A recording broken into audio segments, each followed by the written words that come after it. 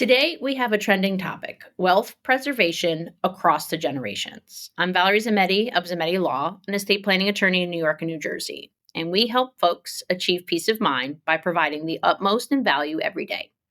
Like today, we're here to educate everyone for free, so please ask us your questions and share so together we can help some folks along the way. Now, I'm not going to throw a whole bunch of fancy planning techniques your way. I don't think most people need to get fancy, but there are ways to reach your planning goals and beyond with some very simple planning tools and a chosen mindset to guide each generation, within the family. Once each generation is planning on all cylinders, there's certainly going to be a huge impact on the preservation of wealth over the years.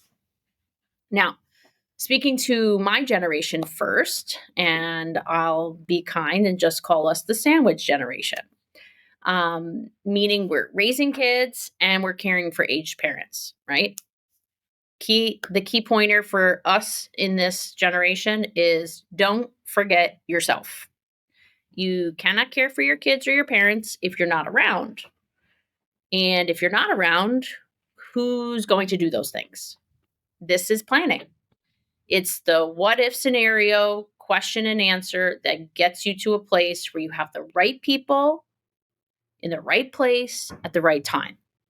Simply doing this saves a ton of unnecessary costs, dealing with courts and guardians and a whole slew of different roles and decision makers that would have to be established if you haven't done so already. Now, once you have yourself and probably your minor kids squared away, which takes some doing, you can look upward towards your parents. Have they done the same? If the answer is no or you're unsure, you need to sit down and talk it through. There are tools such as lifetime creditor protection that they can provide to you through their plan. And this is huge. It's a way to insulate your inheritance rather than having it accessible to the outside world, which is hard to come by with our own assets. However, if your parents haven't done anything yet, or it's not in the most protected manner, guess who suffers? You got it. You. So talk to your parents once you get yourself squared away. Then, looking towards the next generation and your kids, think about them right now. Do you know whether, if they're 18 already, are they prepared and mature enough to handle all kinds of financial and health decisions? Or if they're not there yet, do you know whether or not you think they would be at age 18? I mean, I was a pretty responsible kid, but I couldn't make a lot of those choices at 18. I don't know about you. What if they go off to school somewhere or they're traveling and something happens to them? Would you want the medical providers to reach out to you so that you can help your child?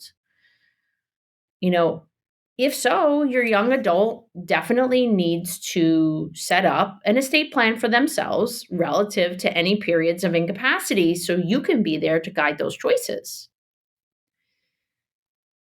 This too can save a ton of time, extra cost, and a lot of aggravation. We've had scenarios where parents call after an unfortunate circumstance and they're at a loss.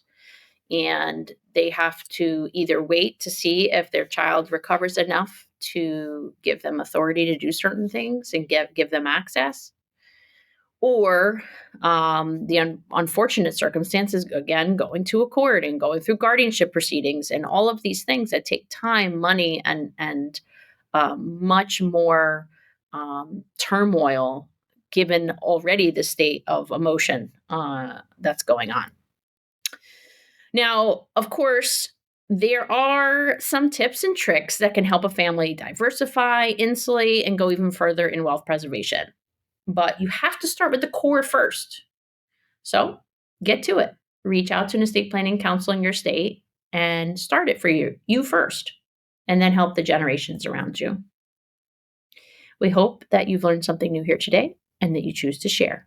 And as always, please take care.